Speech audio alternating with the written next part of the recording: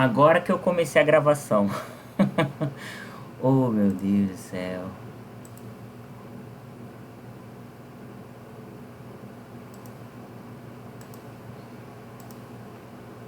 Pronto.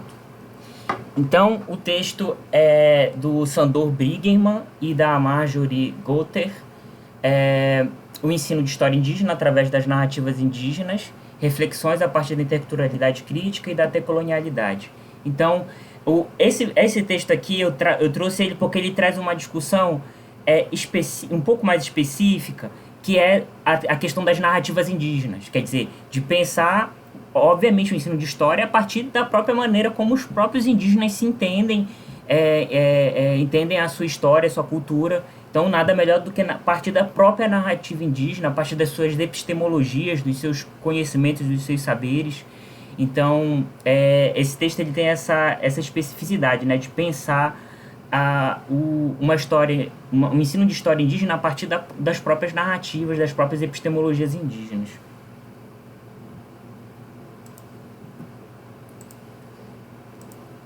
Então, o objetivo do texto é contribuir para a construção de um ensino de história crítica e abrangente que valoriza a interculturalidade crítica e as epistemologias indígenas a partir dos usos das suas narrativas em sala de aula. Então, aqui já faz aquela junção, né, de pensar a interculturalidade crítica e as epistemologias indígenas, né?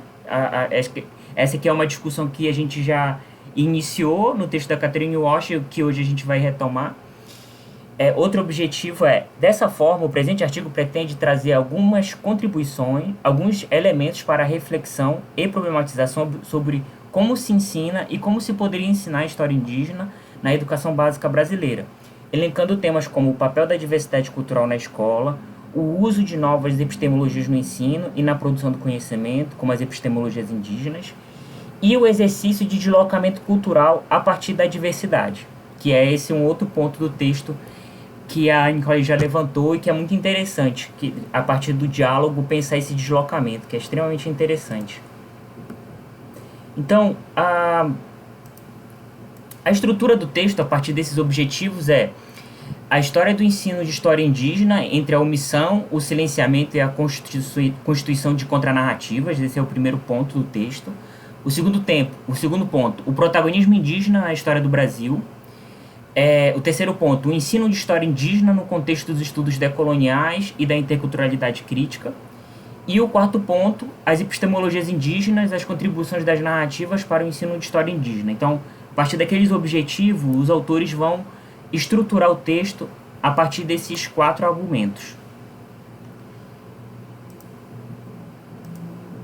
Então, logo no primeiro ponto do texto, os autores vão apresentar um breve histórico sobre como foi a maneira que o ensino de história, o ensino de história indígena, vamos dizer assim, né, ele foi sendo incorporado na história escolar brasileira, né? Então, quando surgiu a disciplina escolar de história no século XIX, essa disciplina, ela inicialmente foi estruturada a partir dos currículos do Colégio Pedro II e da historiografia do Instituto Histórico e Geográfico Brasileiro. Então a gente está falando aqui do período imperial. No período imperial, uma das políticas educacionais da coroa brasileira, do reinado, né, do Dom Pedro II, principalmente, Dom Pedro I, mas principalmente Dom Pedro II, era construir instituições que fossem modelares e que elas servissem de modelo para outras instituições. O Colégio Pedro II foi essa instituição. Ela era uma instituição que servia de modelo para que era um colégio que ficava na corte, no Rio de Janeiro, e que ele servia de modelo para os colégios das outras províncias. Então, o currículo do Colégio Pedro II, praticamente, ele era replicado nos outros colégios, né? Principalmente aqui a gente está falando de ensino secundário. Ele era replicado, ele servia de modelo para os colégios de ensino secundário das outras províncias.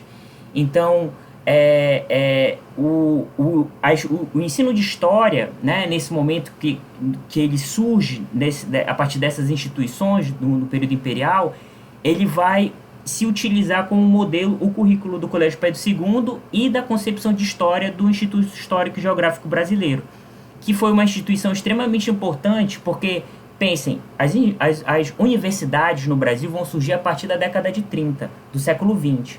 No século XIX, o que existiam eram instituições de ensino superior isoladas. Eram faculdades de medicina, faculdades de engenharia, faculdades de direito.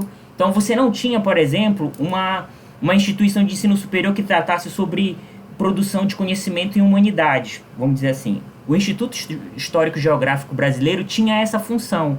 Ele era como se fosse uma instituição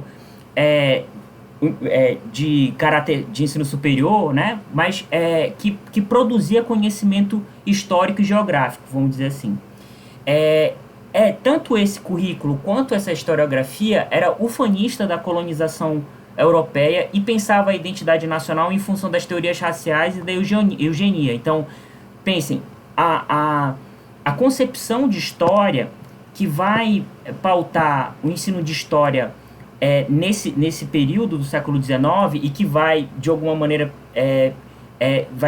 vai tendo permanência no transcorrer do século XX até a década de 80, vamos dizer assim, era com algumas mudanças, mas muitas permanências, era de, basicamente, você valorizar muito mais a contribuição europeia ou a colonização portuguesa do que as contribuições indígenas e africanas. E a matriz disso, essa compreensão surgiu, né, historiográfica, surgiu no Instituto Histórico e Geográfico Brasileiro. Então, é sempre importante mencionar que quando a gente está falando do surgimento da disciplina de história, e não só de história, várias outras disciplinas também surgiram no século XIX, pautado muito nessa compreensão de valorização da contribuição europeia, porque lembrem daquela discussão que a gente viu na aula passada. Aqui, nesse momento, a gente estava discutindo muito sobre o que se queria que o Brasil fosse enquanto nação. E a matriz da discussão que se colocava era a Europa e os Estados Unidos. Então, se a gente quer se constituir enquanto nação civilizada, a gente tem que se adequar ao modelo europeu e estadunidense. Então, a ideologia do branqueamento e toda aquela discussão de pensar o Brasil como um país branco, né, tá relacionado a esse debate. Exatamente. Isso mesmo, Luciana. Era exatamente, era homogeneização cultural mesmo, entende? Era padronização cultural mesmo. Era a ideia mesmo de que a diversidade é um problema, entendeu? A diversidade, o Brasil ser um país multirracial, isso é um problema, entende? Porque a ideia deles era de que a homogeneidade cultural é o que faz com que, por exemplo, a Europa seja civilizada, de acordo com essas teorias, né? De acordo com essa ideologia do branqueamento. Então,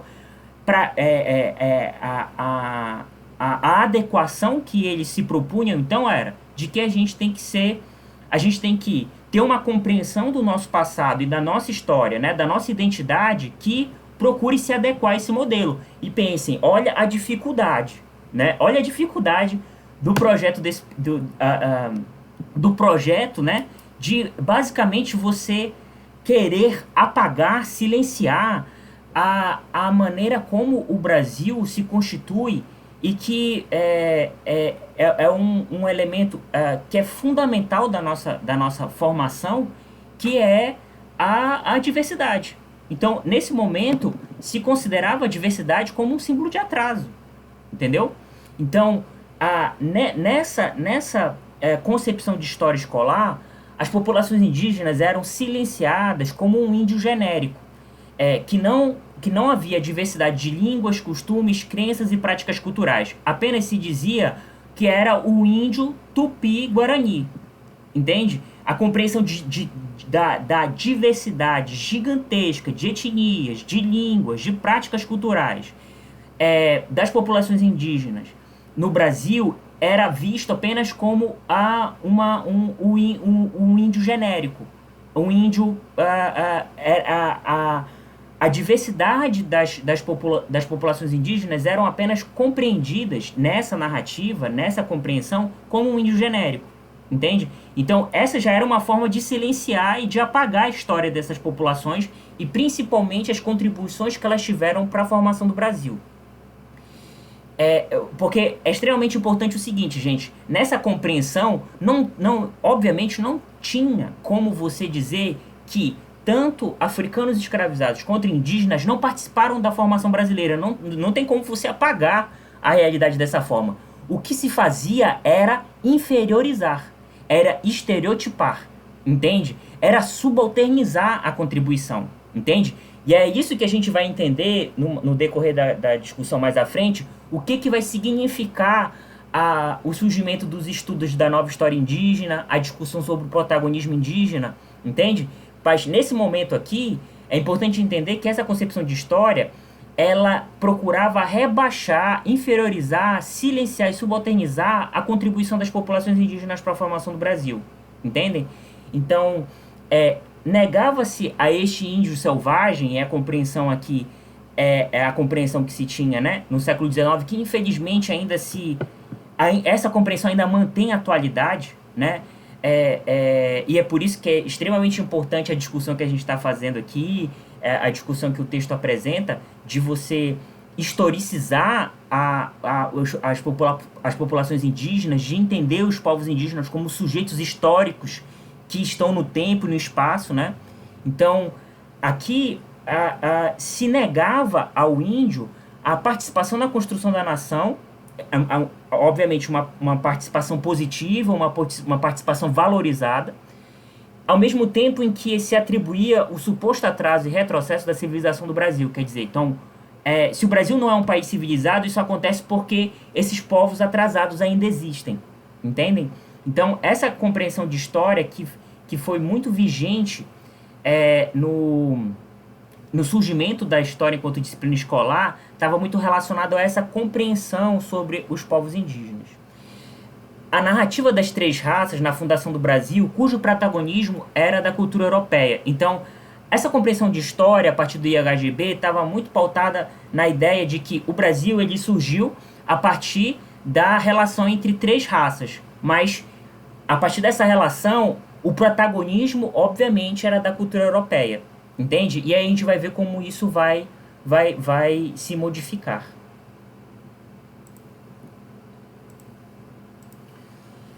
Então, essa compreensão, com algumas mudanças, ela perdurou até a década de 80 do século XX.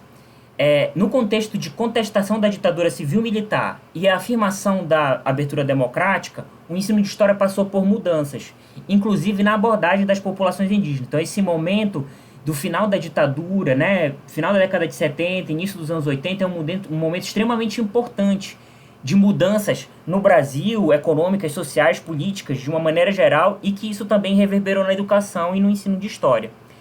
Este momento é marcado pela intensa reivindicação por direitos pelos movimentos sociais indígenas e pelo surgimento da nova história indígena.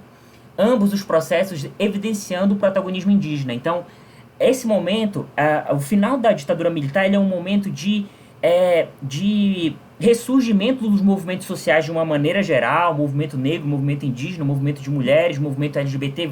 Todos esses movimentos são movimentos que vão surgir no final da ditadura militar reivindicando direitos. E as populações indígenas estão nesse bojo de discussão. E a partir dessa movimentação, dessa discussão, obviamente que a pressão e a reivindicação dos movimentos sociais indígenas vão repercutir na universidade, vão repercutir na produção científica. E é aí que surge esse movimento intelectual, né, essa corrente historiográfica, que vai ficar conhecida como Nova História Indígena, que vai começar a escrever, a produzir no final dos anos 80 e no transcorrer dos anos 90, até hoje, né? Que procurou, sobretudo, ressaltar o protagonismo indígena na construção da história brasileira. Então, aqui vai ser fundamental a ideia, e aí, obviamente, a relação interdisciplinar que a história vai ter com a antropologia, né, nesses estudos, vão procurar evidenciar, sobretudo, o papel do indígena enquanto sujeito histórico, entende? Então, de mostrar como as populações indígenas têm um projeto político próprio, de que a relação que ele estabelece com a sociedade envolvente, e nesse caso, quando a gente está falando de sociedade envolvente, a gente está falando a relação que os povos indígenas estabeleceram com os povos africanos, né? Ou de descendentes de africanos, e com com os portugueses, né? Com os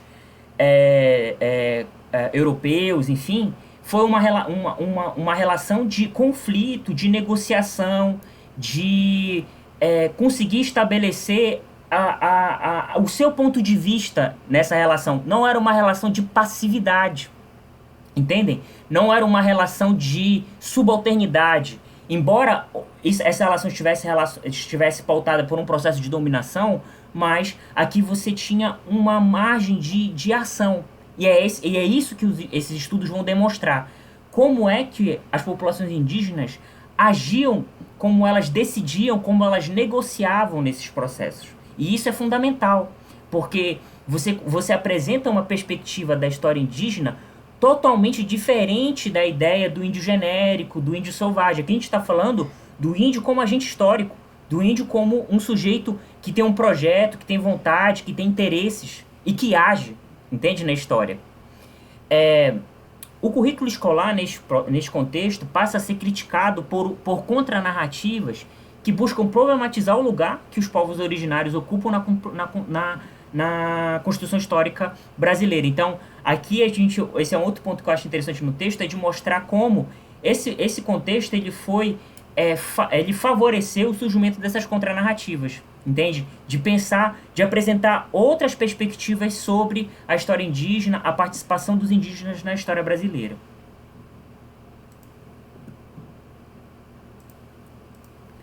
Então, a partir dessa discussão, os autores chegam à segunda parte do argumento, que é o protagonismo indígena na história do Brasil. Então, desse contexto do final da ditadura, da pressão dos movimentos indígenas, dos movimentos sociais indígenas e dessa nova história indígena, que é essa nova concepção historiográfica, essa nova produção do conhecimento, houve duas conquistas legais dos movimentos indígenas nas últimas 3 décadas, que foi o artigo 231 da Constituição Federal de 88 e a 11.645/2008. Esse artigo, o artigo 231, ele vai ser fundamental, gente, porque ele vai estabelecer uma nova política indigenista do Estado brasileiro em relação às populações indígenas, e que vai estar pautado na constituição de uma ampla rede de proteção social para as populações indígenas, que isso está relacionado desde ao reconhecimento do Estado brasileiro em relação à cultura, à história, à língua, às crenças das populações indígenas, o reconhecimento dessa autodeterminação enquanto povos, a garantia da posse da terra, né? A garantia das terras indígenas. Esse artigo ele garante isso, e isso é uma grande conquista, porque as legislações anteriores, as constituições anteriores, elas eram muito ambíguas na maneira como abordavam a garantia desses direitos, né? Então, se dava margem para todo tipo de manobra e de usurpação das terras indígenas. Então, a partir da Constituição de 88, nesse artigo 231, vai ser fundamental para a garantia dos direitos indígenas. Então, a garantia desses direitos está basicamente assentado no reconhecimento da sua cultura, né? Do reconhecimento da sua existência, da sua autodeterminação cultural, histórica, a garantia das suas terras, a garantia que é um aspecto fundamental que a gente vai ver na discussão sobre a epistemologia indígena. E outro elemento também é a questão da garantia da educação. A educação também, no artigo 231, vai dar essa garantia, que o Estado brasileiro ele está obrigado a garantir a educação às populações indígenas, e a educação aqui é uma educação bilíngue, é uma educação que está relacionada à própria constituição cultural das populações indígenas. Então, vai ser uma educação diferenciada, né? Então, o artigo 231 ele trata basicamente desses temas, por isso que ele é tão importante. E a 11.645, que vai ser a legislação da mesma forma que a 10.639, que vai garantir a obrigatoriedade do ensino de história e cultura indígena e do indigenismo em todas as etapas e modalidades da educação brasileira. E, gente, qual é a diferença aqui? Sim, sim, Luciana. Não é por um acaso que todas as garantias que foram apresentadas com o artigo 231, que foi fruto da luta das populações indígenas na década de 70 e a década de 80 até a Constituinte de 88, não é por um acaso que a gente, neste momento, os direitos indígenas estão passando por um retrocesso. E aí isso já adianta uma discussão que eu já ia fazer, mas só para não deixar passar a menção da Luciana. Essa questão, gente, por exemplo, da mineração em terra indígena, isso não tem nem...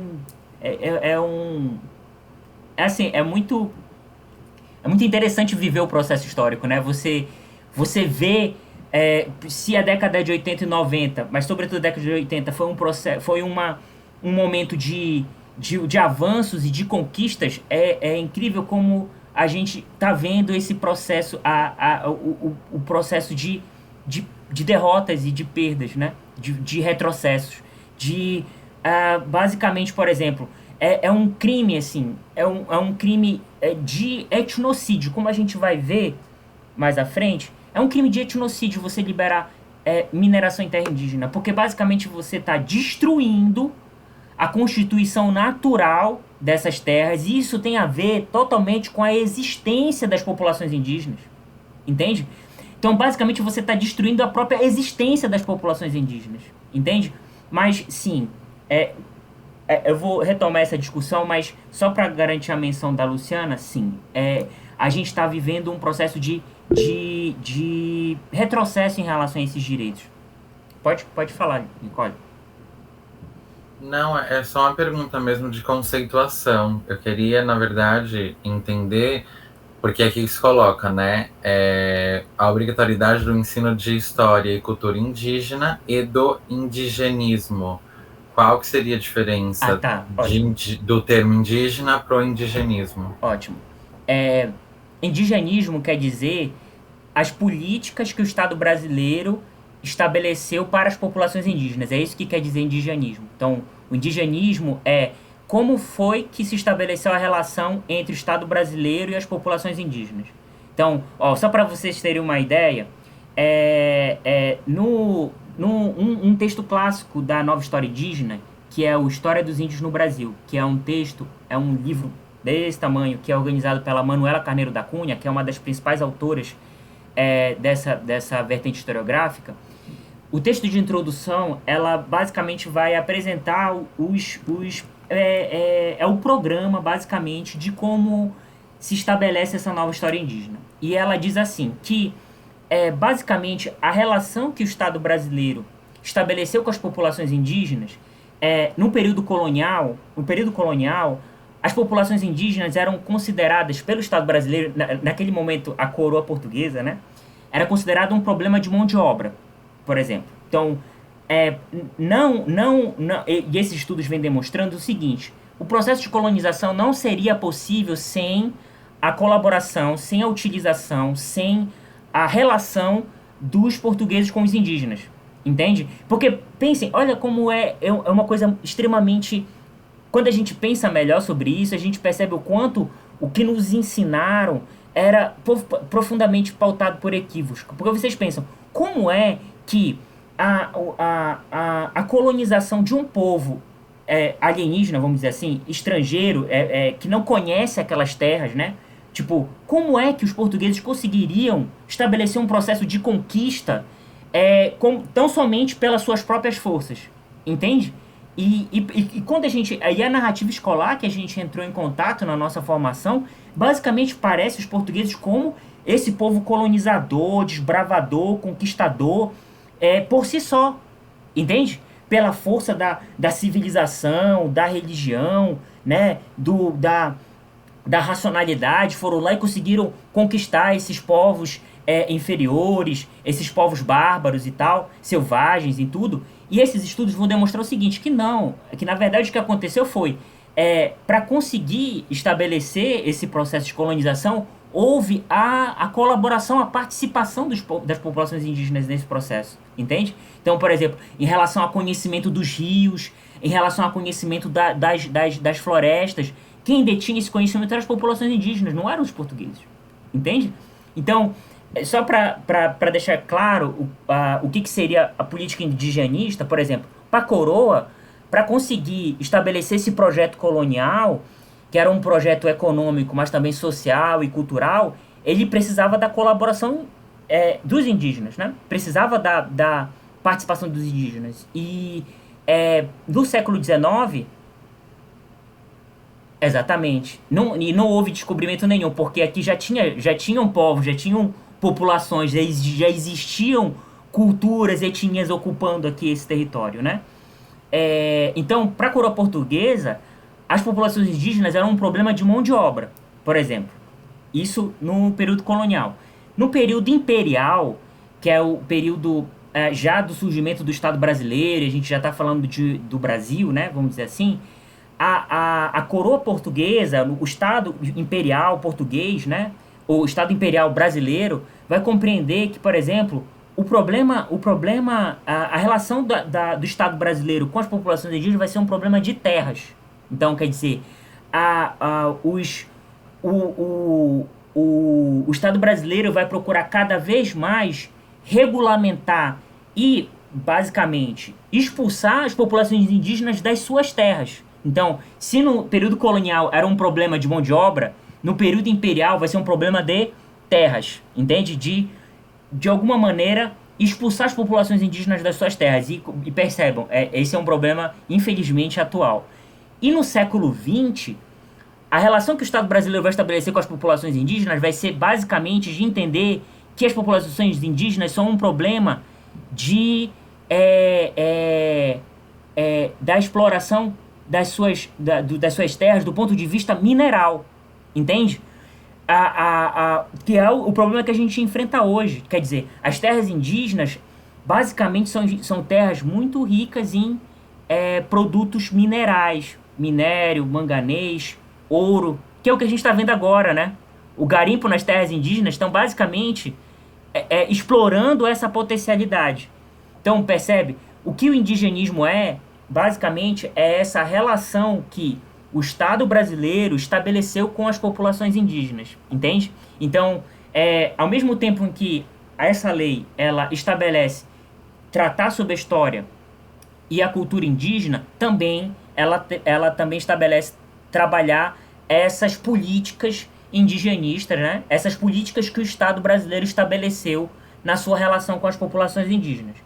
Então, por exemplo, a Constituição de 88 o artigo 231 é uma política indigenista e que vai ser uma política totalmente nova, entende? Porque pensam, até 88, a relação que o Estado brasileiro estabelecia com as populações indígenas era uma relação vamos dizer assim, de tutela, de proteção, mas no sentido não de conceber as populações indígenas como populações autodeterminadas, no sentido de respeitar a sua cultura, de respeitar as suas terras. Havia muito a compreensão de que o Estado deveria proteger no sentido de tutelar, entende? No sentido de... É como se fosse quase mesmo uma compreensão quase infantil, entende? De compreender que essas populações elas não conseguem se estabelecer por si, e que o Estado tem que, de alguma maneira, garantir essa existência. A partir de 88, essa relação muda totalmente, entende? A partir do momento que reconhece a posse da terra, reconhece a autodeterminação cultural, reconhece a questão da garantia da educação. E então, quando se fala em indigenismo, a gente está falando basicamente disso, qual é a relação que o Estado brasileiro estabeleceu com as populações indígenas. Então, na discussão do texto, o ensino de história indígena passou a ser, nesse momento, né, nesse momento de que está se evidenciando o protagonismo indígena, o ensino de história indígena passou a ser pautado na exposição de contranarrativas à história eurocêntrica e na valorização do protagonismo indígena na formação brasileira, que é esse debate que a gente já tá estabelecendo. E nesse momento, que é o momento que a gente está vivendo, que é basicamente esse, de repensar a maneira como a história do Brasil é contada e principalmente perceber qual é a participação das populações indígenas nessa história. Então, um elemento também que os autores levantam e que é extremamente relevante e que é uma coisa que a gente tem visto cada vez mais, acho que nos últimos 10 anos a gente tem visto isso com mais força, que é o ingresso dos estudantes indígenas nas universidades públicas, dando visibilidade aos sujeitos indígenas na produção do conhecimento e em posições de destaque na sociedade brasileira. Uma coisa que a gente tem visto cada vez mais, que tem surgido, por exemplo, é produtores culturais indígenas, influencers ou youtubers indígenas, e que basicamente, se vocês forem perceber, são os sujeitos que conseguiram adentrar a universidade e que, a partir dessa formação, dessa discussão, se apropriou dessa discussão e que tem feito cada vez mais um processo de divulgação da cultura indígena nos meios de mídia, né, na cultura digital, que é extremamente relevante, é extremamente importante. Então, as políticas de ações afirmativas que desde o início dos anos 2000 vem garantindo o ingresso das populações afrodescendentes e indígeno-descendentes no ensino superior, garantiu essa formação e essa visibilidade e o crescimento do movimento indígena. Entende? Esse é um ponto extremamente importante, de ter pesquisadores indígenas. Mais à frente, eu vou citar alguns livros de autores indígenas que, por exemplo, são tão relacionados a esse processo.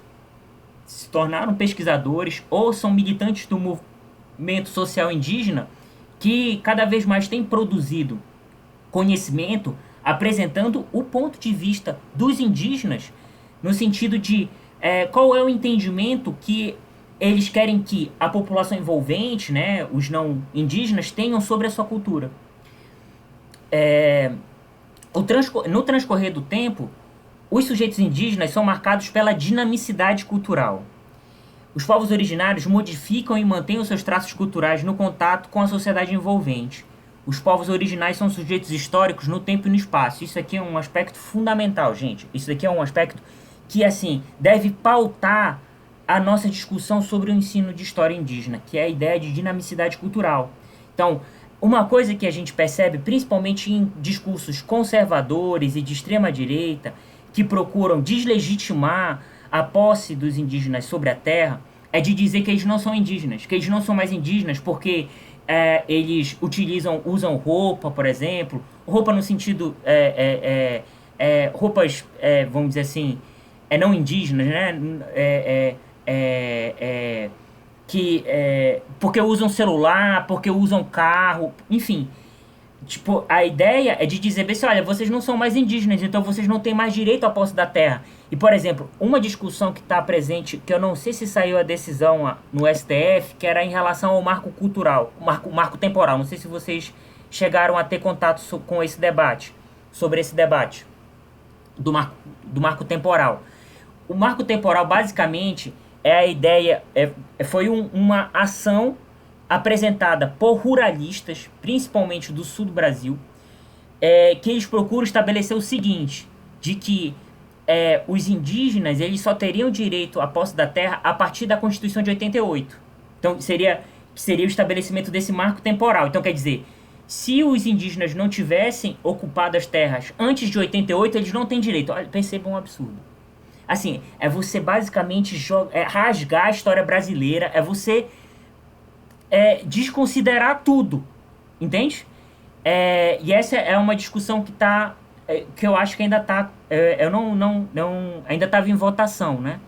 Porque qual é o objetivo do marco temporal?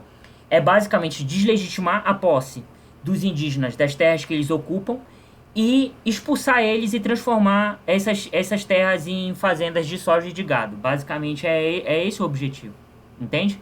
Então, quando os autores falam aqui da dinamicidade cultural, é de entender o seguinte, que as populações indígenas, elas são sujeitos históricos no tempo. Ao mesmo tempo em que se mantêm determinadas tradições culturais, dos seus conhecimentos e saberes ancestrais, eles também incorporam e se apropriam da cultura envolvente, entende? Pô, é interessante isso, porque a compreensão que se tem é que os indígenas, para ser indígena, ele deveria ser um sujeito parado no tempo. É como se fosse um sujeito do passado, entende? Não, porque o índio, para ser índio de verdade, ele tem que andar seminu, ele tem que andar lá com arco e flecha, ele tem que viver na oca lá, viver no meio do mato e sem nenhum contato. Pera lá, como assim? O que é interessante é que essa visão não é colocada, por exemplo, para os europeus e para os descendentes de europeus. Não é verdade? Entende? Percebam o quanto é importante. Por que essa compreensão ela ainda se mantém vigente, vamos dizer assim? É porque se tem uma profunda ignorância sobre a história indígena. Entende? E é por isso que esse tipo de compreensão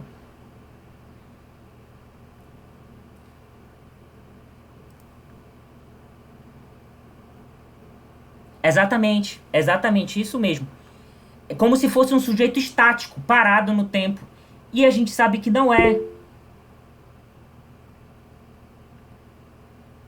Perfeito, perfeito. E muito bom esse documentário. Exatamente.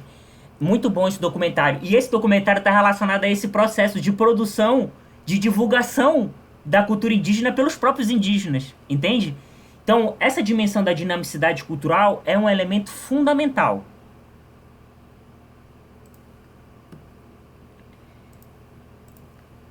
E aí a gente entra no terceiro ponto do texto, que é o ensino de história indígena no contexto dos estudos decoloniais e da interculturalidade crítica. E aqui é aquela... nesse momento o texto faz a relação com a discussão que a gente já viu anteriormente da interculturalidade crítica da discussão da Catherine Walsh. Então, basicamente, a perspectiva decolonial e a perspectiva da interculturalidade crítica se apresentam como questionadoras da colonialidade do poder e da sua epistemologia eurocêntrica e eurocultural e monocultural. Então, a interculturalidade crítica, na verdade, vai procurar valorizar essa perspectiva dos saberes e da cultura e do protagonismo indígena, entende?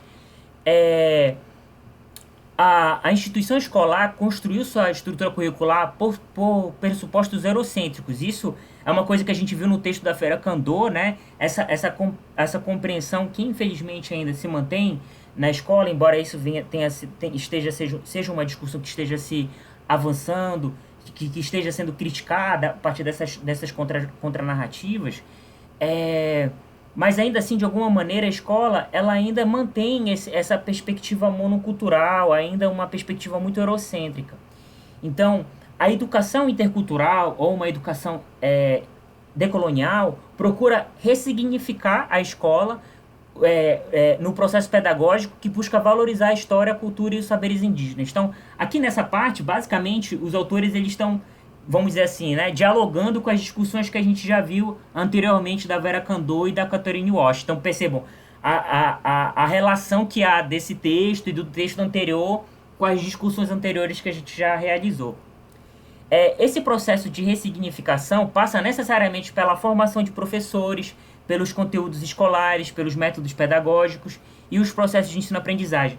Como a Nicole tinha falado no início da aula, a formação de professores é um elemento fundamental para que a história indígena, né, ela possa ser ressignificada no ambiente escolar, no âmbito da escola.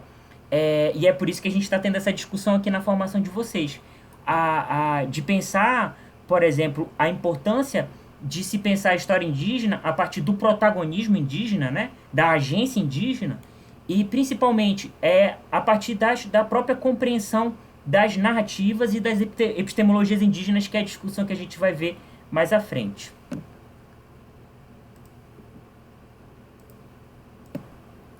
Então, um ponto que eles usam como exemplo no texto é: a escola indígena diferenciada é um exemplo de ressignificação da escola a partir do ponto de vista dos saberes indígenas. Aqui, quando a gente está falando de escola indígena diferenciada, a gente está falando das escolas que são organizadas, desculpa, as escolas que são organizadas, são geridas pelas próprias populações indígenas, que são as escolas indígenas diferenciadas. Essas escolas, por exemplo, elas modificam desde a própria estrutura curricular, os métodos de ensino, por exemplo, a educação ser bilíngue, né?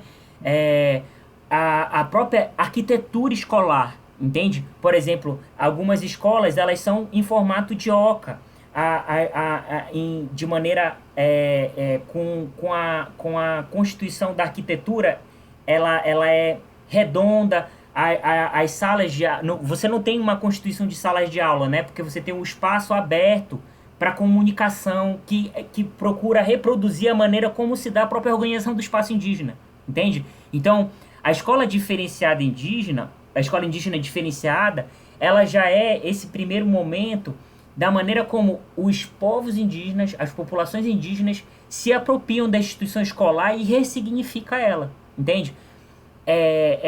E nesse ambiente, tanto nas escolas indígenas, mas também nas escolas não indígenas, é necessário que ocorra a valorização dos saberes ancestrais e das narrativas orais presentes na cultura indígena. E isso é um aspecto fundamental para que se estabeleça essa educação intercultural, né? Então, eu trago um trechinho aqui do texto que os autores dizem: o que está exigindo essa educação intercultural está exigindo uma nova postura diante deste relacionamento que nasce da ideia de diálogo horizontal, onde os saberes indígenas sejam vistos em pé de igualdade com os saberes considerados científicos, né? E aí a gente está falando dos saberes europeus, né? Então, aqui a ideia é de perceber uma ideia de equivalência a partir de um diálogo horizontal.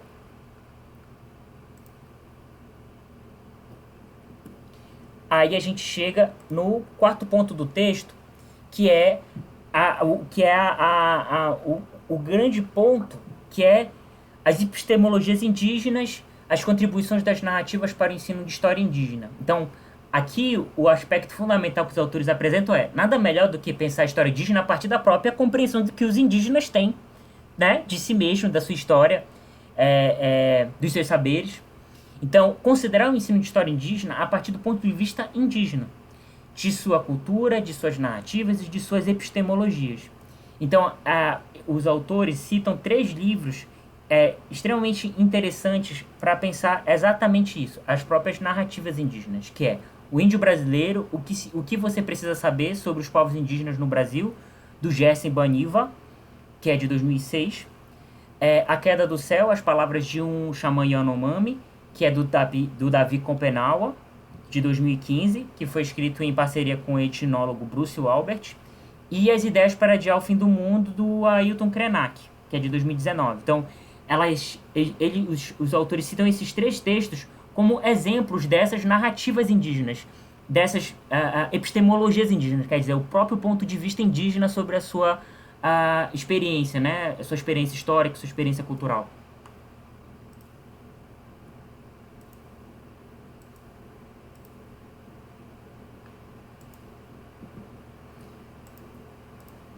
Então, a descolonização do ensino e da educação e a promoção de uma educação intercultural é estimulada pelo uso das narrativas indígenas em sala de aula.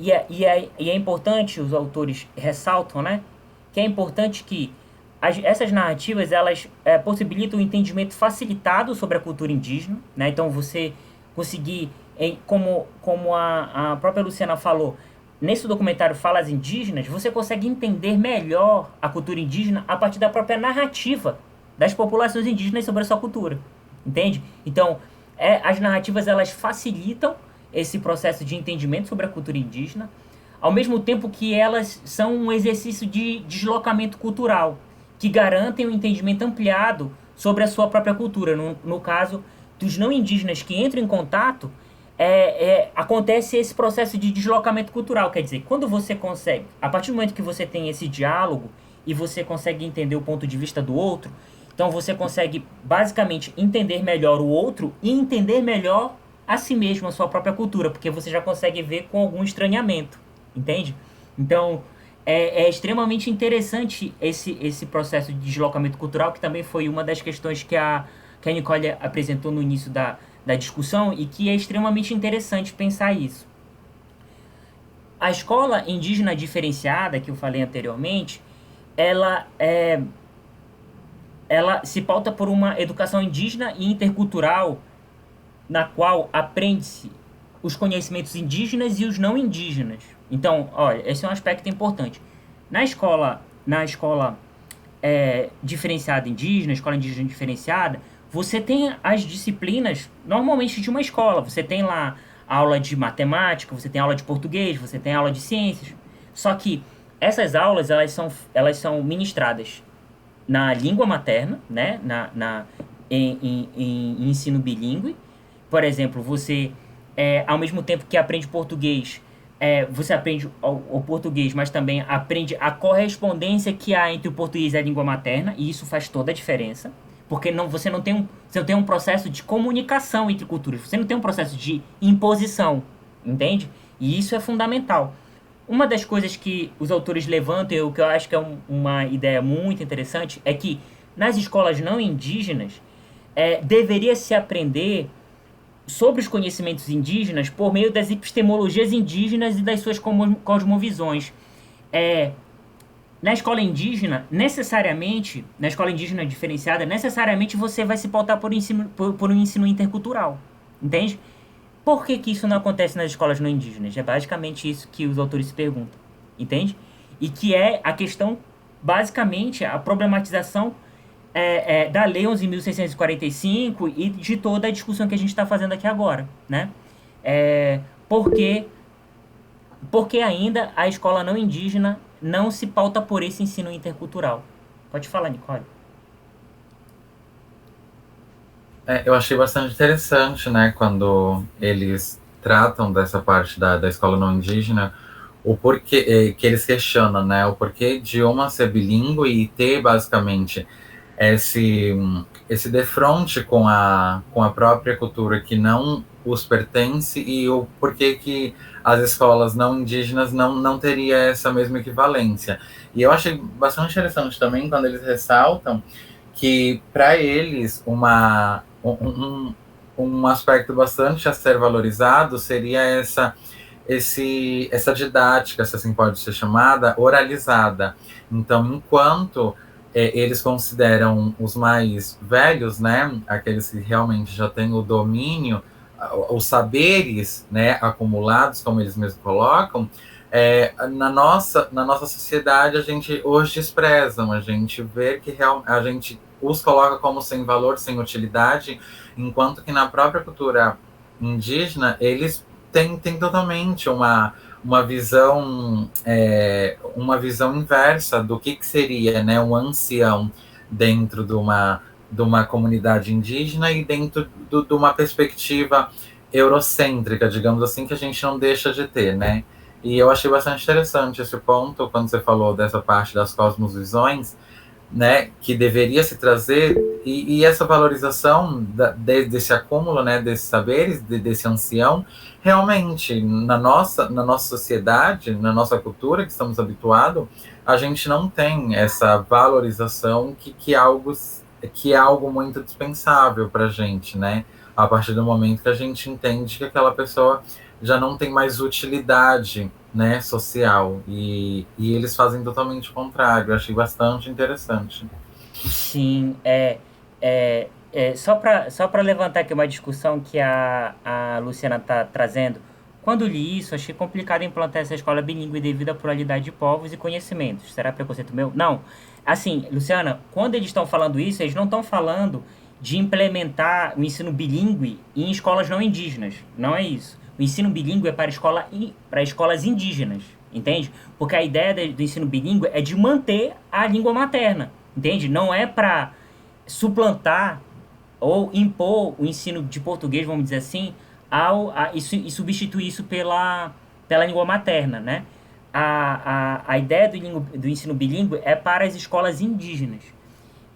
O que elas estão colocando de que os autores, né, de que porque as escolas não indígenas não se pautam por um ensino intercultural que pense os conhecimentos, os saberes indígenas a partir dos seus próprios termos, entende? Porque necessariamente uma escola indígena ela é intercultural, entende? Obrigatoriamente ela é uma escola intercultural, entende?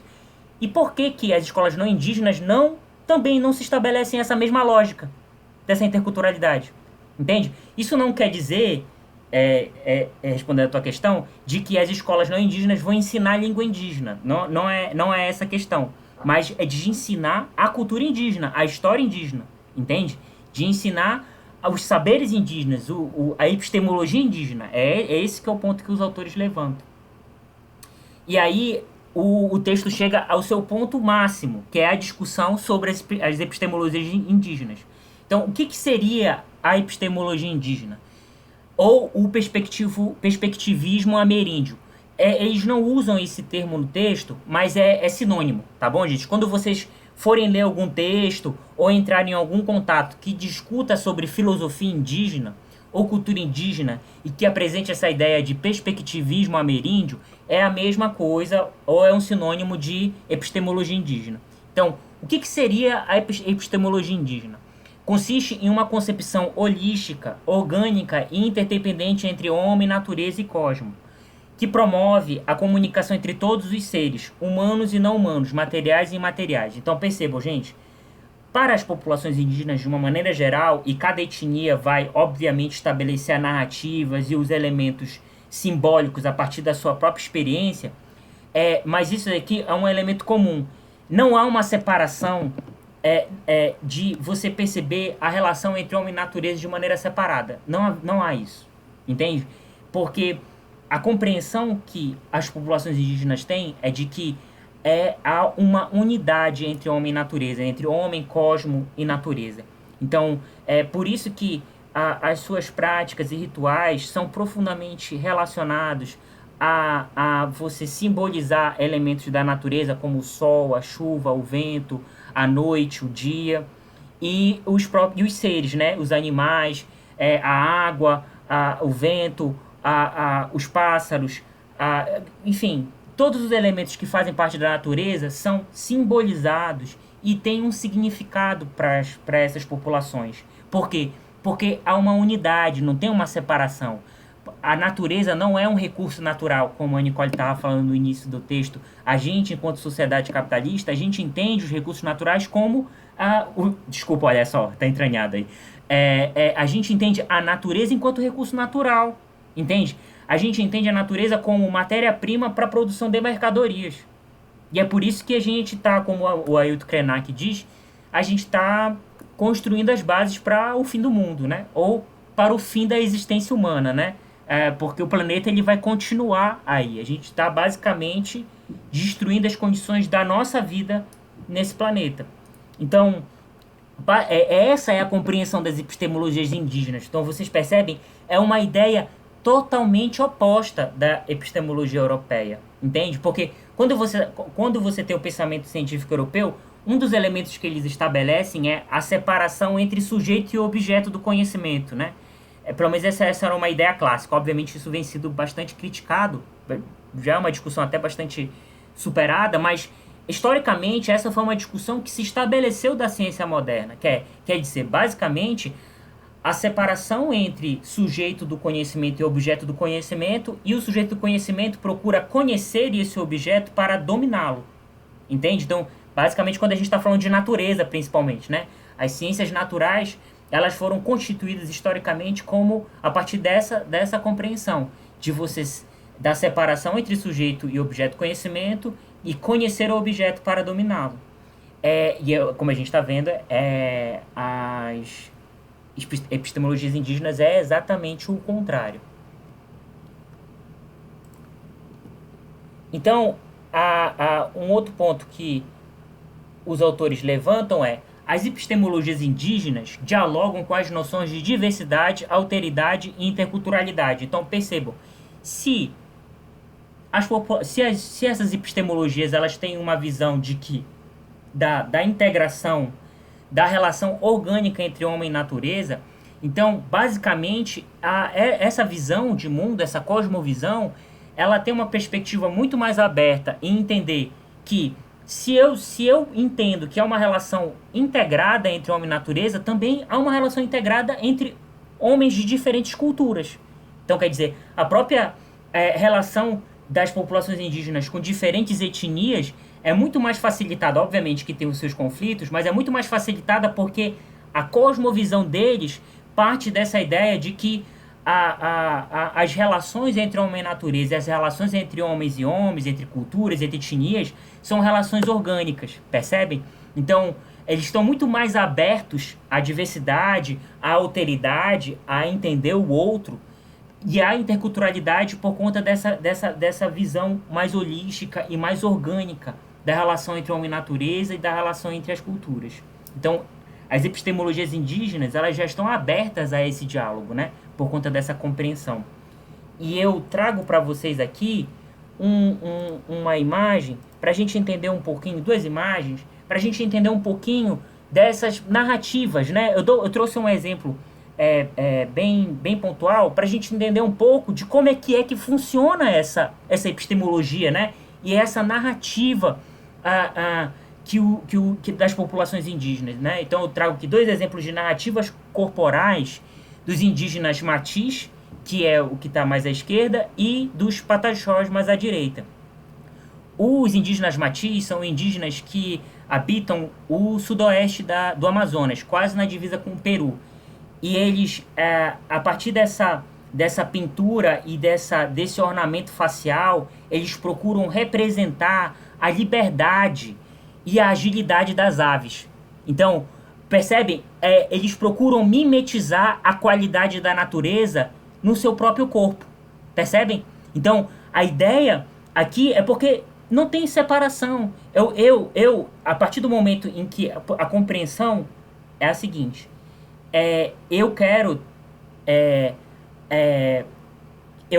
mimetizar, eu quero me atribuir as qualidades das aves, que é essa qualidade da agilidade, essa qualidade da liberdade.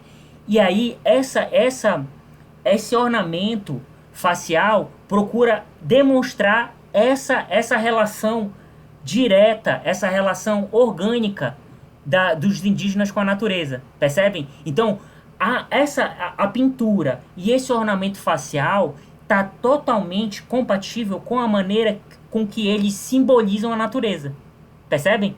A mesma coisa aqui para o indígena Pataxó. Os indígenas Pataxós, eles estão localizados entre o sul da Bahia, o norte do Mato Grosso e o sul do Pará. Eles habitam essa faixa, né, de terra, mas principalmente no sul da Bahia. E aqui, um elemento da pintura facial dessa etnia está relacionado à onça. Porque a onça ela é considerada um animal de força, de perspicácia, de esperteza. Então, a partir do momento que eles pintam essas características da onça, eles estão procurando se atribuir essas características. Entendem? Então, percebam como essas narrativas corporais, eles nada mais expressam do que essa epistemologia indígena. Entende? Essa maneira de simbolizar a natureza e compreender que não há uma separação entre homem e natureza. Na verdade, há uma visão que engloba, que articula homem e natureza. Eu trouxe esses dois exemplos de pinturas corporais para a gente entender um pouco do que significa essa epistemologia indígena em uma dimensão prática, vamos dizer assim.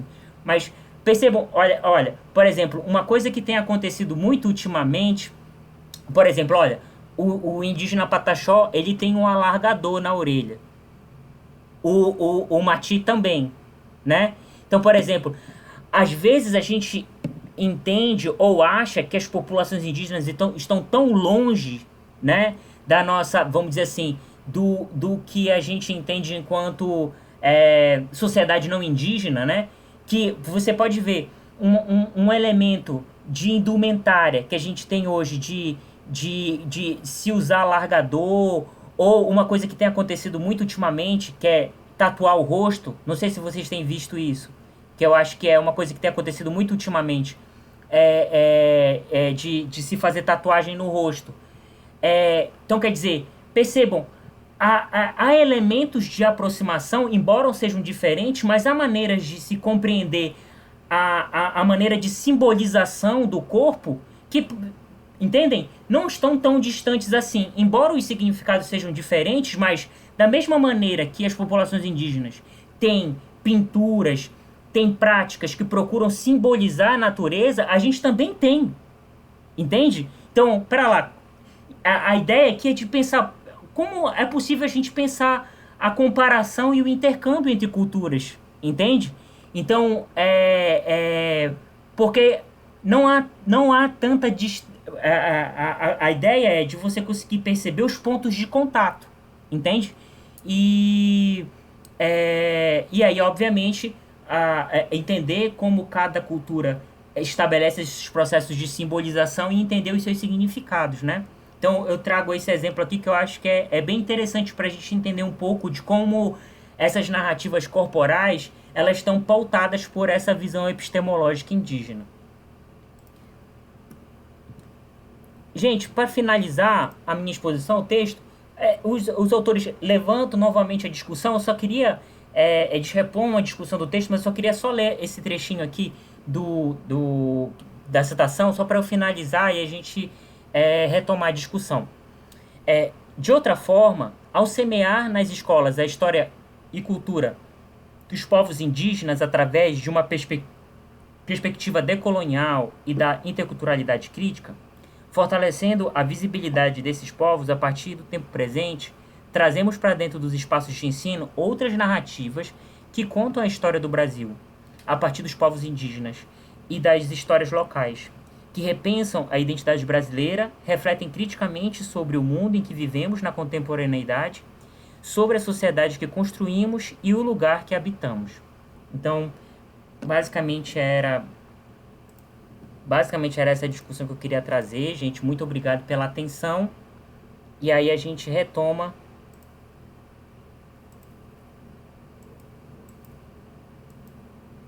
a nossa discussão.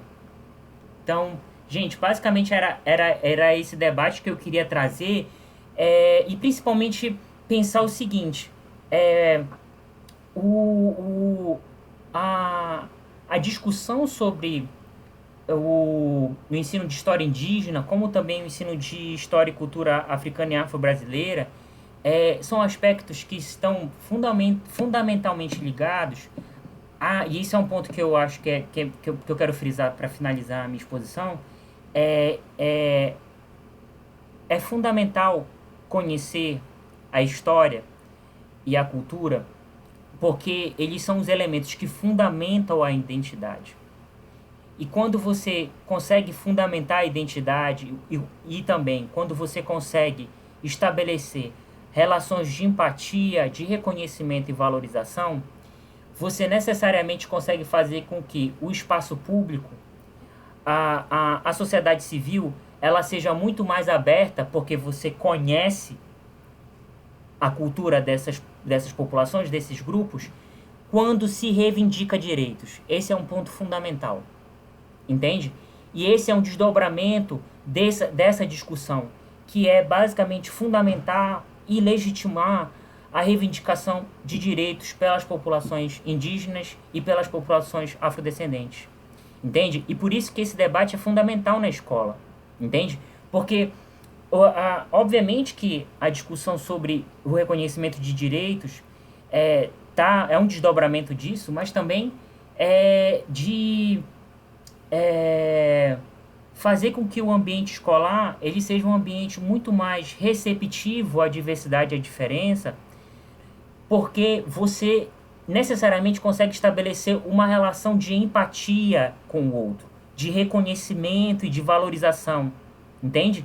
E a partir do momento em que você entra em contato com discursos que procuram deslegitimar, minimizar, subalternizar o outro, o indígena e o afrodescendente, você já tem mecanismos críticos para desconstruir esses discursos, entende? Por isso que esse debate é fundamental de ser apresentado na escola. Claro, né? Na educação, quando eu estou falando na educação básica, né? Na formação mais inicial que a gente tem no nosso processo de escolarização. Infelizmente, a gente entra em contato, e vocês já disseram isso em discussões anteriores, infelizmente a gente entra em contato com essa discussão já na universidade, né? Tipo, pelo menos uma discussão um pouco mais amadurecida, uma discussão mais referenciada, mais aprofundada. Mas é fundamental que essa discussão ela venha sendo realizada desde a educação básica, entende? Porque para ir construindo a perspectiva, as representações que a gente vai construindo no transcorrer do tempo da nossa vida, da nossa escolarização, porque isso está diretamente relacionado à cidadania, né? A nossa percepção e participação política no sentido da nossa ação, mas também dos discursos e das pautas que nós apoiamos, entende? Pode falar, Nicole. Então, professor, eu acho que você falando agora, né, trazendo basicamente esse contexto geral do que foi apresentado, a gente também, inclusive, tá lendo um texto para apresentar amanhã, o Moroniel, do Miguel Arroyo, né? É uma parte do livro dele e é um dos capítulos, na verdade. E o título do capítulo é Reconhecer os educandos como sujeitos ativos afirmativos. E eu acho que casa muito a partir do momento que você fala que a escola, né, tem que estar preparada, no caso, para ser mais receptiva e reconhecer essa diversidade a partir do momento que se reivindica tensões. Então, quais tensões que na verdade, a gente poderia estar identificando? Seja uma tensão territorial da classe indígena, seja uma tensão de miserabilidade, quando a gente fala em crianças, né, que vivem em zonas periféricas, principalmente, ou Nordeste, principalmente, seja ela por uma falta de representatividade, como a gente pode falar em movimentos negros ou LGBTQIA+. Então, basicamente, esse texto, eu acredito que casa muito com o que a gente debateu hoje, e ele também traz, basicamente, como sempre algum aspecto, na verdade, ou alguma atribuição é dada exatamente para negativar, né, para tirar essa condição da racionalidade, para tirar a capacidade principalmente desse estudante, como um ser a não ser um ser pensante. Tanto é que o próprio Arroyo usa aqui, né, que muitas das crianças são classificadas como infãs, ou seja, aquelas sem fala.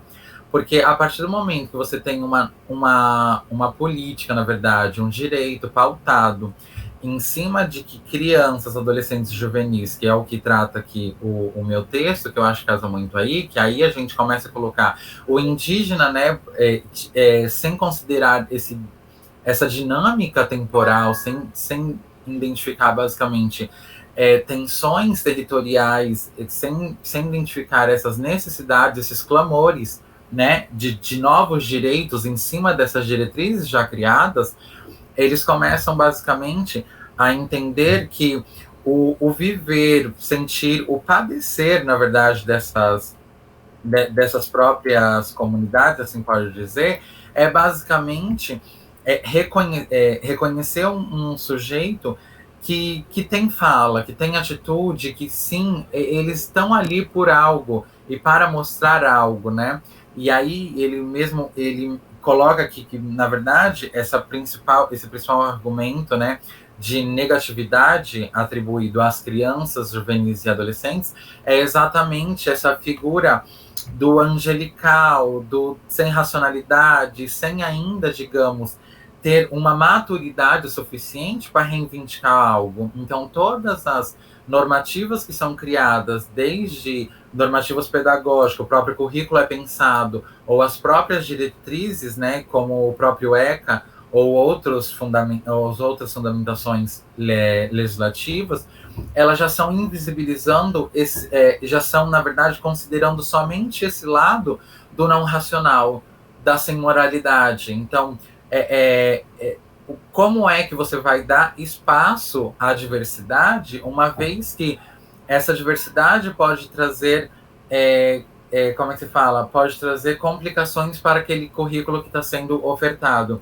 Então, basicamente, esse empecilho que se encontra, né, essa barreira de entrada, né, que se é dada, porque ele mesmo coloca que os sujeitos, eles podem sim ser considerados sujeitos de direitos, desde que sejam impostos direitos condicionados. Então, são direitos que não é que sejam negados, mas muitas vezes esses próprios direitos condicionados, eles já têm uma narrativa de invisibilizar, que aí a gente pode usar muito da cultura, né, dessa epistemologia indígena ou propriamente do movimento negro, ou mesmo de outras vertentes de minorias que sofrem basicamente com essa negativa, principalmente quando a gente fala no âmbito escolar, porque a gente sabe que essas tensões acontecem muito na própria comunidade e é trazida para a escola. E a escola, invisibilizando a partir desses direitos condicionados, instituídos, ainda assim não abre espaço para realmente, para que seja formalizado, para que seja formulado essas novas reivindicações, para aí sim a gente começar a falar sujeitos de direitos, mas não direitos mais condicionados, mas sim um direito, como a gente mesmo citou, dessa nova interculturalidade, como a reivindicação da própria cultura, da própria escola indígena. Então, assim, é muito passo a passo. E esse reconhecimento, acredito eu, que seja um dos primeiros passos, para daí a gente começar, basicamente, em ação interventivas, na verdade, e as propostas compensatórias dessas carências, porque é a partir do momento que a gente ouve, entende, reafirma eles como sujeito ativos, que a gente basicamente começa a entender e a reagir, né, formular essas ações interventivas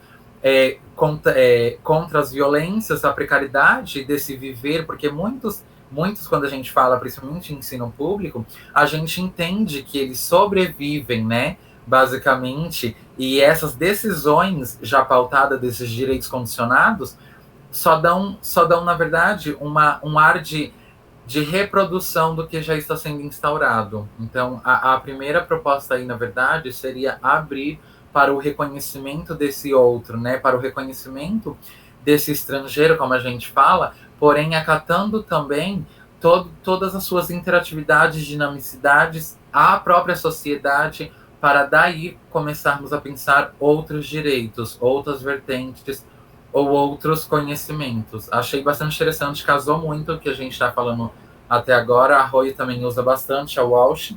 E, enfim, é bastante interessante. Eu fico muito feliz de que dessa articulação, porque o currículo da universidade é pensado para exatamente estabelecer essas articulações, né, das disciplinas e dos debates, né? Porque, por mais que o debate, pelo que eu entendi que tu estás fazendo, é um debate um pouco mais geral sobre pensar... Na verdade, envolve a parte, né, crianças, infanto-juvenis, periféricas, principalmente olhando essas tensões vividas, né, que envolve tanto a moradia, o saneamento básico. Então, essas reivindicações, elas têm que ser tomadas a partir do reconhecimento deles como sujeito ativos, e a partir daí sim a gente começar a entender que precisa se mudar currículo, precisa mudar práticas pedagógicas, e sim dar, como é que se fala, dar sustento, né, a essa resistência que seriam esses corpos de sujeito ativos, mas não somente condicionando os direitos já instituídos, mas sim trazendo-os para esse novo campo dessa reformulação dos direitos, se Sim, é que sim. entende. Não, sim. Não somente aniquilá-los, né? Porque a intenção não é aniquilá-los, mas sim identificar, criticar e ampliar esses direitos. Ó, por exemplo, Seria mais ou menos isso. essa discussão é uma discussão que ela se relaciona totalmente, por exemplo, você está pensando sujeitos juvenis, culturas juvenis periféricas, essa discussão tem uma relação com a sujeitos indígenas, entende? Porque sujeitos indígenas também são sujeitos juvenis e, infelizmente, são sujeitos periféricos também. Só que aqui a gente tem uma discussão um pouco mais específica, mas que com certeza casa, né, se relaciona com esse debate. Então, gente, assim, a discussão da aula de hoje era basicamente essa de apresentar a Lei 11.645 e a sua relação com o ensino de história, é, de pensar a história indígena, né, o ensino de história indígena, ensino de cultura e história indígena e do indigenismo, a partir dessa perspectiva das epistemologias indígenas, que eu acho que é uma discussão bem interessante para pensar esse debate sobre o ensino de história indígena. Então, essa discussão e a discussão da aula anterior são, vamos dizer assim, duas aulas, duas discussões que procuram, de alguma maneira, apresentar um conteúdo prático, né, uma dimensão prática para a discussão sobre a interculturalidade que a gente viu anteriormente. Então, na próxima aula, a aula do dia 7, a gente já vai entrar na discussão sobre o livro didático. Então, a partir daquela reformulação do calendário que eu tinha apresentado para vocês, no dia 7, anteriormente, seria uma aula síncrona, lembram? Só que aí ela foi substituída para o dia 28, e a aula do dia 28 ficou para a próxima aula, dia 7, e a aula do dia 7 agora vai ser a discussão sobre o livro didático, que vai ser o livro didático e a história indígena. Então a gente vai ver um pouco de como essa discussão que a gente viu hoje, de como é que ela está presente no livro didático. Então vai ser basicamente essa a discussão. Então percebam, só para mostrar como é que são as conexões que eu pensei para a disciplina, né? Inicialmente uma discussão conceitual um pouco mais geral, e aí depois, agora, uma discussão um pouco mais específica, né? Conectando com a discussão conceitual, né? Da interdisciplinaridade, do multiculturalismo e da interculturalidade. Agora a gente viu essa discussão na 10.639 e na 11.645, né? A história da cultura africana e afro-brasileira e a história da cultura indígena e do indigenismo. Na próxima aula vai ser a discussão sobre o livro didático e a história indígena, que é a aula do dia 7, e na aula do dia 14, que vai ser o seminário do livro didático e a história da África. Então, uma coisa que eu pedi também para vocês, quem quisesse participar do seminário, que já se manifestasse, só para eu já ter uma ideia, já ir anotando os nomes, tá bom? Quem tiver interesse no seminário, se manifeste, tá bom? Ou na próxima aula, ou por e-mail, tá bom? Só para eu ter uma ideia de quem é que vai apresentar o seminário, para eu já ir anotando, para eu já saber quem vai apresentar, tá bom? Então, gente, basicamente essa era a discussão da aula de hoje. Eu agradeço a presença de todos e todas na aula de hoje. Eu fico muito feliz de ter vocês aqui, porque realmente é muito difícil dar aula é muito difícil, né? Tem essa dificuldade do ensino remoto e tal. É difícil não dar aula olhando para alguém, e é muito bom ver alguém tendo reação, dona Nicole. É muito bom deixar quem quiser, né, deixar ligado. Eu agradeço muitíssimo a presença de vocês e até a nossa próxima aula do dia 7. Tá bom, gente? Aí, como eu já disse para vocês, como eu sempre faço com vocês, eu até amanhã posto esse slide e a gravação da aula lá no Moodle, mando pelo Siga e mando também por e-mail, tá bom? Pode falar, Luciano. Professor, desculpa, antes de vocês terminarem, é que eu fiquei pensando uma coisa assim, como é importante a gente discutir e pôr em pauta a discussão dos povos indígenas na história. E assim, como que eu fiquei pensando assim, muito no texto, na hora assim, como eu fui educada realmente no Dia do Índio, essa visão Com a exótica. música da Xuxa, né? Horrível. Exatamente, praticamente. Eu Mas, sei, gente, eu também passei por mas isso. eu fiquei assim, mas eu fiquei pensando assim, como é necessário, porque quando eu falei do retrocesso nas políticas, quando foi o negócio da Covid, eles tentando fazer uma missão de novo, começando como se aquela política da década do século passado, retrasado, se pensar, de, de uma campanha missionária, de catequizar, porque eles precisam de cultura, como se eles não tivessem. Como é necessário a gente pensar, dar voz e falar dessa coisa da dinamicidade, que eles não estão parados no tempo. É um tempo, às vezes, pode ser diferente do nosso, em algumas tribos que estão afastadas, mas é o tempo deles, é a cultura deles, e como se a gente não questionar, não ensinar que existe tudo isso, o que vai acontecer se eles vão continuar com essa missão missionária, essa missão de acabar com os povos, acabar com suas culturas como se não fosse nada, Sim. sabe? Eu olhei assim, eu fiquei lendo o texto, eu falei, gente, como a gente não sabe, como eu não sei, né? Nada, como a gente precisa. A questão da saúde indígena é um dos direitos que também foi garantido pelo artigo 231, que era uma reivindicação também das populações indígenas que tivessem abordagem de saúde de acordo com as suas necessidades. E, de fato, esse foi um outro ponto desse período que a gente está vivendo de Covid, que todas as políticas de saúde para a população indígena foram desmanteladas, desarticuladas. Assim, questão de assistência básica de saúde, o próprio processo de vacinação foi totalmente sabotado por fake news, por essas, por essas associações missionárias, tipo, disseminando de que a vacina matava, que a vacina não sei o que e tal.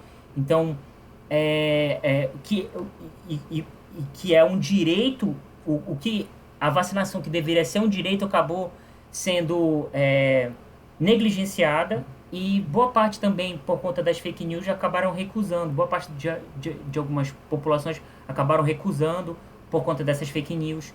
Então, sim, gente, como a Luciana bem pontuou, o que a gente tem vivido hoje é um retrocesso em relação a direitos que foram garantidos e tinham políticas que estavam sendo implementadas, né, para a garantia desses direitos. É, um desses aspectos é a saúde indígena. Por exemplo, gente, quando eu falei para vocês da questão das terras indígenas, de quanto é fundamental a garantia da posse das terras indígenas, porque como a partir da concepção de epistemologia indígena, os indígenas não conseguem ter existência cultural sem as suas terras, porque eles habitam a partir de um processo de territorialização, quer dizer, a partir de um processo de simbolização sobre a terra, entende? Então, por exemplo, a própria existência simbólica, a partir dos rituais, das pinturas, estão relacionadas a... Olha, ainda... Isso eu não sabia. Isso eu não sabia, mas sabia dos cassinos, mas não sabia que era em terra indígena. Gente, é tanto absurdo que essa Difícil. só a questão da terra para ver como é que é o etnocídio. Quer dizer, você tirar da posse, tirar os indígenas das suas terras, é você matar os indígenas culturalmente. Entende? É você destruir as bases simbólicas, cosmológicas da sua existência. Entende? Porque a sua existência cultural está atrelada à terra. Entende? Então, por isso que hoje na Amazônia, as partes de floresta, de ecossistema com mais conservadas são aquelas que estão em terra indígena. Por que será? Entende? Porque a relação que as populações indígenas têm com as terras é uma relação de sustentabilidade, porque a sua própria existência exige que o ecossistema seja conservado, entende? Então, a partir do momento que o Estado brasileiro libera garimpo artesanal para destruição. Gente, essa questão do garimpo ela é tão séria, porque qual é a questão? O garimpo que se faz é um garimpo clandestino, ele não tem nenhuma... Assim, uma vez eu vi um... Só pra gente encerrar, gente. Eu vi um professor da UNB, ele é especialista em questão de sustentabilidade e questão de exploração mineral.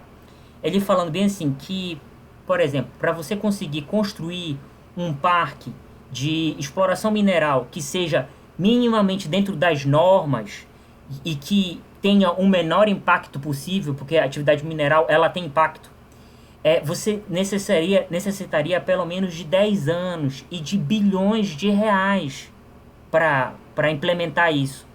Então, o que o governo está fazendo é regulamentar uma atividade ilegal e que é profundamente poluente.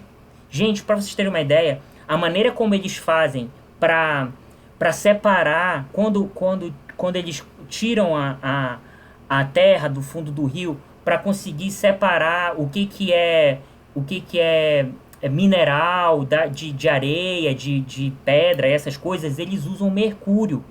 Tipo, mercúrio é um metal extremamente tóxico, gente. Você, assim, é uma coisa tão absurda. E o mercúrio é jogado diretamente na água do rio.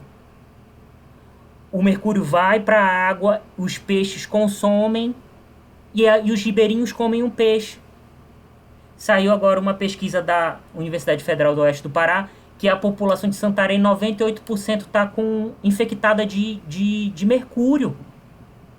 A população mais afetada são os ribeirinhos, que têm na pesca uma das suas atividades de sustento maior. Entende? Para vocês terem uma ideia de quanto isso é sério. Assim, e tá aí, as coisas acontecem, entende? Quando você assiste jornal, isso é apresentado como se fosse a coisa mais normal do mundo, e é isso, entende? E isso é basicamente uma das formas de se dar continuidade ao projeto lá do século XIX, de extinção das populações indígenas. Infelizmente, este país, ele é pautado neste projeto ainda. Esse governo reforçou as bases históricas daquele projeto, de entender o índio como selvagem, de entender o índio como um sujeito genérico e que tem que ser extinto. Infelizmente. E aí vocês percebem a dimensão política do nosso trabalho. Discutir isso é, de alguma maneira, se comunicar com esse contexto que a gente está vivendo, de retrocesso. E por isso que o nosso trabalho é tão atacado e é tão fundamental. Percebe? Sem contar, professor, na verdade, adicionando, né, tanta loucura que acontece, a caça, né, do potássio em terras indígenas, que o próprio Bolsonaro está dando como justificativa, sendo que a própria Universidade de Minas Gerais fez um levantamento e realmente aponta que nem 2/3 do que se tem de potássio aqui no Brasil não está nem na região amazônica, gente. Então, assim, realmente, tudo é pretexto. Fora a deslegitimação, né? Na verdade, a tirada de autoridade do IBAMA, a gente FUNAI totalmente esvaziada. Exatamente. Não tem mais a autoridade, fora a expulsão, vamos logo falar, né, de representantes da própria comunidade indígena, de órgãos que realmente têm o poder de tomada de decisão. Então, a gente realmente está caminhando para esse epistemicídio, infelizmente, e novamente, né, o que a gente vem comentando. Eles estão aí, uma hora vai acabar. Então, assim, é PL em cima de PL que, basicamente, está sendo não aprovada ainda, mas, de uma forma ou de outra, a atividade, se eu não me engano, extrativista, eu acho que médio, né, com grau médio, ela tem autorização imediata, então, assim, automática, aliás. Então, como? Sabe? E o mais patético, gente, há um tempo atrás, se não me engano, 2 semanas atrás, não sei se vocês podem me corrigir, teve, eu acho que honra de como se fosse uma... Medalha, Gente, medalha do mérito indigenista. isso, Que deram. exatamente. Ele criou, né? Se auto Exatamente. Além do próprio presidente, outros 9 ministros se declararam, tipo, realmente. Gente, oi, eu não sei. Sim. Eu não sei que mundo que a gente está vivendo, sim. mas eu acho que o caminho é esse, realmente adentrar, como já foi direcionado no próprio artigo, adentrar nas universidades a partir do momento das formações de novos docentes, para que realmente as leis e o próprio currículo indígena que promove essa interdisciplinaridade, essa interculturalidade, aliás, seja de alguma forma, né, repensado com uma alternativa muito mais prática do que teorizada, na verdade, né? Sim. Mas é de extrema importância que realmente tem coisa assim que a gente olha, a gente fala, não, gente, é um desgoverno mesmo, porque não tem como considerar um governo. Sim. Gente, muito obrigado pela aula de hoje, muito obrigado pela troca, pelo diálogo, pela discussão. E a gente se encontra na nossa próxima aula do dia 7. Tá bom? Tchau, tchau, gente. Tchau, pessoal. Até mais. Tchau, galera. Tchauzinho. Tchau. Obrigada pela discussão. Tchau.